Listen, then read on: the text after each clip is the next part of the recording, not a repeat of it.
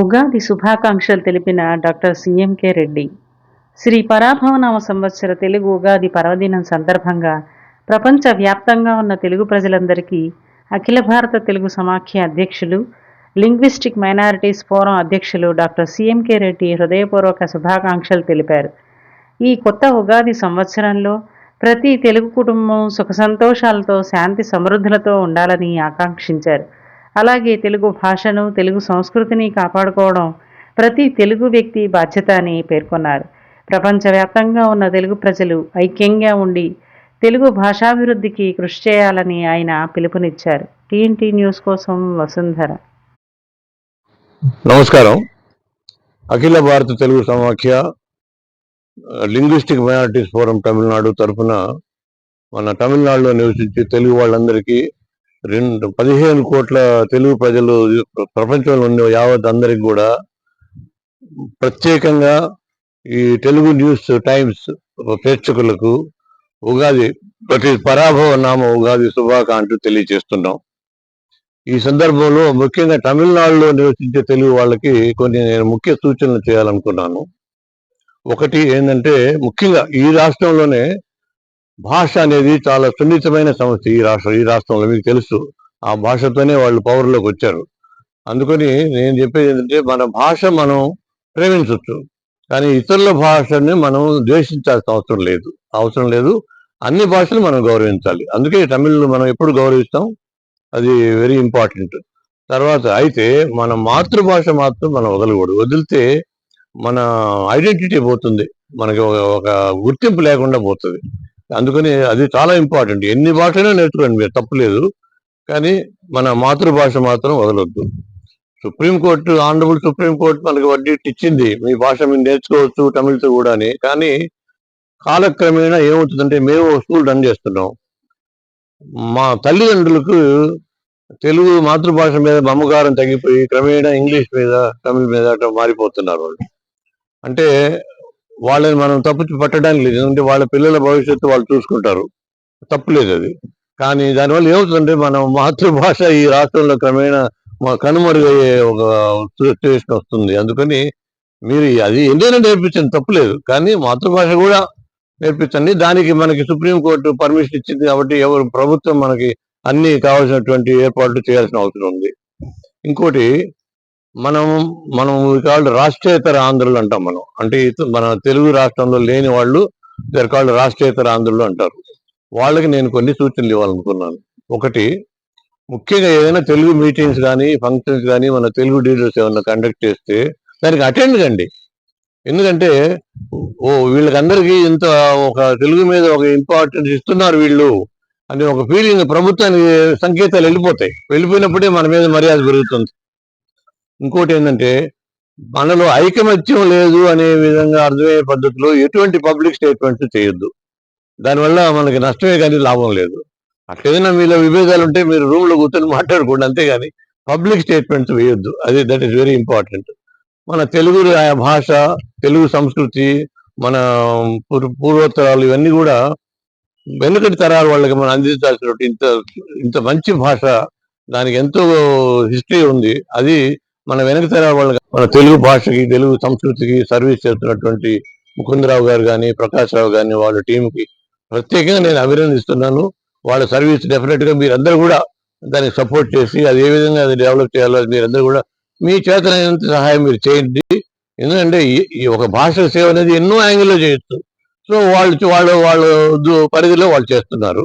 So మరొకసారి మీకు అందరికీ అఖిల భారత తెలుగు సమాఖ్య linguistic minorities forum of Tamil Nadu తరఫున ఉగాది శుభాకాంక్షలు తెలియజేస్తూ, మీ కుటుంబం ఆరోగ్యాలతో ఉండాలని చెప్పి ప్రార్థిస్తూ సెలవు తీసుకుంటున్నాం. Thank you.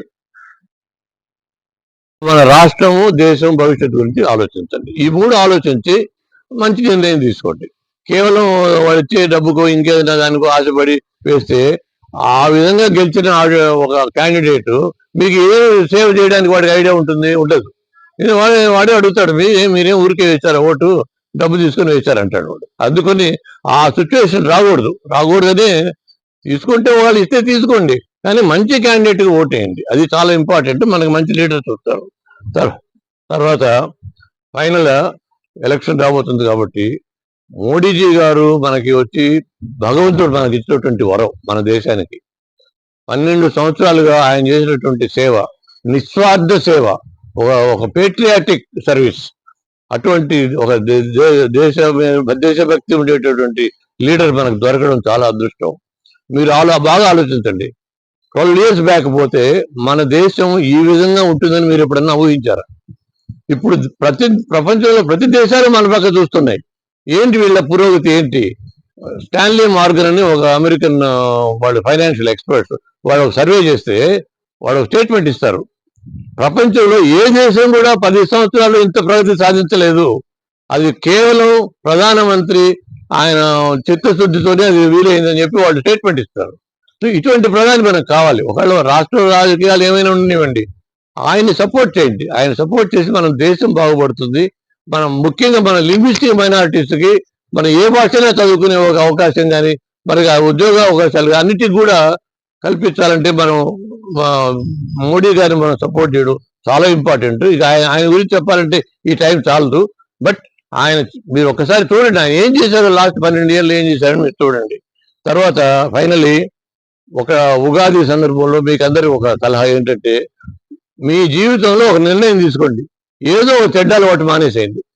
ఈ ఉగాది సందర్భంలో ఏదైనా కానీ, అది స్మోకింగ్ కావచ్చు, డ్రింకింగ్ కావచ్చు, ఇంకా డ్రగ్స్ కావచ్చు, ఎక్కువ తినడం కావచ్చు, ఊరికే కోపం రావడం కావచ్చు, ఏదైనా కావచ్చు, ఒక చెడ్డ అలవాటు మానేసేయండి. మానేసి ఆరోగ్యంగా మీరు జీవించండి. తర్వాత ఈ సందర్భంలో ముఖ్యంగా ఈ తెలుగు నేర్చుకునే వల్ల ఏంటి అడ్వాంటేజ్ అని మీరు అడగొచ్చు. దానికి చాలా అడ్వాంటేజ్ ఉన్నాయి. ఒకటి ఏంటంటే తల్లిదండ్రులు కానీ, ఉపాధ్యాయులు కానీ స్కూల్లో పిల్లలతో ఫ్రీగా మాట్లాడగలిగే ఒక భాష అది. అందుకు వాడికి బాగా అర్థం అవుతుంది. చాలా ఇంపార్టెంట్. రెండోది ఏంటంటే ఈ స్కూల్ డ్రాప్ అవుట్ చాలా తగ్గిపోతుంది. అది సైంటిఫిక్ గా కనిపెట్టారు. భాష తెలియనందువల్ల, దాంట్లో పట్టు లేనందువల్ల చాలా మంది డ్రాప్ అవుట్ అయిపోతున్నారని చెప్పి తెలిసింది. మూడోది మాతృభాష మీద పట్టు ఉంటే మిగతా భాషలు ఏదిగా నేర్చుకోవచ్చని అది కూడా శాస్త్రీయ పరంగా రుజువైంది. సో ఇవన్నీ కూడా మనకు తెలుగు భాష మీద ఉన్నటువంటి దానివల్ల అడ్వాంటేజెస్. అది లేకపోతే ఏమవుతుందంటే క్రమేణా అసలు లాంగ్వేజ్ లేనప్పుడు మన జాతి ఈ రాష్ట్రంలో కనుమరుగైపోయి మనకి ఎలాంటి గుర్తు లేకుండా పోయేటటువంటి అవకాశం ఉంది. అది తర్వాత టీచర్స్ కి ఒక చిన్న సూచన నేను చేయాలనుకున్నాను. కేవలం అకాడమిక్ నాలెడ్జ్, కేవలం మార్కులు ఎగ్జామినేషన్సే కాదు, మనిషికి కావాల్సిన ఇంకా చాలా ఉంది లైఫ్ లో. అది కూడా నేర్పించండి. ఏ విధంగా మాట్లాడాలి, కమ్యూనికేటివ్ స్కిల్స్ అంటారు. ఒక వ్యక్తితో నొప్పించకుండా మన పాయింట్ ఏ విధంగా కన్విన్స్ చేయాలి, డిప్లొమసీ అంటారు దాన్ని. అదేవిధంగా లీడర్షిప్ క్వాలిటీస్, ఒక లీడర్ కావాలంటే దానికి ఏం గుణాలు ఉండాలి, సెల్ఫ్ కాన్ఫిడెన్స్. ఈ స్వయం మనకి నమ్మకం లేనందువల్లనే చాలా మంది పిల్లలు ఆత్మహత్య చేసుకుంటున్నారు. వాళ్ళకి నమ్మకం, వాళ్ళ జీవితం మీద వాళ్ళకే నమ్మకం లేదు. ఇవన్నీ కూడా చాలా ఇంపార్టెంట్. ఎగ్జామ్ అనేది, మార్కులు అనేది ఒక పక్క ఉండేవండి. ఇవన్నీ కూడా నేర్పించినప్పుడే కాంప్రిహెన్సివ్ గా వాడు బయటకు వచ్చినప్పుడు ఒక మంచి పౌరుడు అయ్యేదానికి అవకాశం ఉంది. అయితే నేను మళ్ళా చెప్తున్నాను, ఇంగ్లీష్ డెఫినెట్ గా నేర్చుకోండి. ఇంగ్లీష్కి ఉండే విలువ దానికి ఉంది. ఎందుకంటే ఈ ప్రపంచంలో ఎక్కడికైనా ఇంగ్లీష్ తెలిస్తే మనం దానితో కాపాడుకోవచ్చు. ప్లస్ ఇప్పుడు హైయర్ స్టడీస్ కానీ, మిగతా సైంటిఫిక్ జర్నల్స్ కానీ, పబ్లికేషన్స్ అన్ని కూడా ఇంగ్లీష్ లో వస్తాయి. అందుకని ఇంగ్లీష్ అవసరం, చాలా ఇంపార్టెంట్. ఇంగ్లీష్ రాకపోతే మేమంతా విదేశాలకు పోయి చదివి డిగ్రీలు తీసుకొచ్చే అవకాశం ఎక్కడ ఉంటుంది? సో అది అది దాని గురించి ఎవరు తప్పుగా అనరు. అందుకే జాతీయ విద్యా విధానంలో మోడీ గారు ఏం చెప్పారంటే, ప్రతి భాష స్టేట్ లో కనీసం 3 లాంగ్వేజ్ ఉండాలి, దాంట్లో 2 దేశీయ భాషలుగా ఉండాలి అని పెట్టారు. అంటే ఇంగ్లీష్కి అవకాశం ఇవ్వడానికి కోసం. సో ఇంత దూరం ఆలోచించి వాళ్ళు పెట్టారు. సో ఇది మనం దాన్ని గమనించాలి. తర్వాత ఫైనల్లీ ఎలక్షన్ రాబోతుంది. దయచేసి మీరు గుర్తుపెట్టుకోండి, మనం మన మన సంఖ్యాబలం నిజంగా కూడా మన అందరం ఐకమత్యంగా ఉంటే చాలా సాధించవచ్చు. కానీ ఓటు వేసేటప్పుడు ముఖ్యంగా మీరు ఆలోచించాల్సింది 2. ఒకటి మీ ఫ్యామిలీ భవిష్యత్తు గురించి, అందుకని అది కూడా గుర్తు పెట్టుకోండి. తర్వాత ఏదైనా మీ ఏరియాలో తెలుగు స్కూల్స్ కానీ, తెలుగు ఇన్స్టిట్యూషన్స్ కానీ, ఆర్గనైజేషన్ ఉంటే వాటికి మీ తోచిన విధంగా మీరు సపోర్ట్ చేయండి. ఎందుకంటే అది డెవలప్ అయ్యేదానికి మీరందరూ కూడా సహకారం ఇస్తే బాగుంటుంది. తర్వాత ఇంకా రాబోయే రోజుల్లో ఇప్పుడు మనకి జనాభా లెక్కలకు వస్తాయి, సెన్సస్ ఎన్యూమరేషన్ వస్తుంది. అక్కడ 2 వస్తాయి. అక్కడ ఒకటి ఏంటంటే సంఖ్యాబలం, రెండోది ఇప్పుడు క్యాస్ట్ సెన్సస్ అని కూడా రాబోతుంది. ఇప్పుడు కమ్యూనిటీ వైజ్ కూడా వాళ్ళు తీయాలని చెప్పి ప్రభుత్వం నిర్ణయించుకుంది. అందుకని మీ మాతృభాష, మీ కమ్యూనిటీ, నాయుడు, రెడ్డి, బ్రాహ్మణ్, ఏదో వాట్ ఎవర్ మీరు మీ దేనికి సంబంధించిన దానికి అది క్లియర్ గా దాంట్లో ఎంటర్ చేయండి. సో దట్ మనకి కరెక్ట్ ఫిగర్స్ వస్తాయి. మనకి ఇది చాలా ఇంపార్టెంట్. వాళ్ళు దాని తర్వాత దాన్ని ఏదో మేనేజ్ చేస్తారు, మన సెన్సెస్ పెరగకుండా చూస్తారు, అది వేరే విషయం. మన డ్యూటీ మనం కరెక్ట్గా చేద్దాం.